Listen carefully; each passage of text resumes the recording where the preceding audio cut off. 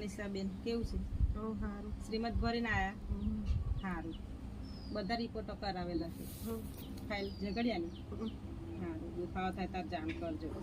અને અહીંયા જ રહેવાનું? હવે આવડે તો અહીં છું, પણ દવાખાને તો બોલાતા ત્યાંથી જ તપાસ કરાવે. તો જ્યારે ડિલિવરીનો દુખાવો થાય ને તો મને જાણ કરજો, હા ને? અને કાલે પીએસસી પર આવજો ફાઇલ લઈને, તો આપણે ટ્રાન્સફર માંગી લઈશું. હા, ટ્રાન્સફર કરી દઈશું એટલે પછી તને જે સેવાઓ આપવાની હશે ને ત્યાં આપણા પીએસસી પરથી મળશે. એટલે કાલે પીએસસી પર આવજો, તો વજનને એવું હોય જોઈ લઈશું, બીપીને એવું, ને ટ્રાન્સફર મંગાવી લઈશું નસબેન જોડે. બરાબર? કાલે ચોક્કસ આવજો. ઝઘડ્યા જઈને રિપોર્ટ બધા નોર્મલ આવ્યા? હા. દવા ગોળી લો? આયર્નની ગોળી 2 ટાઈમ? ના, એક શરબત હાથે લેવાનું, લીંબુ શરબત હાથે, હા ને?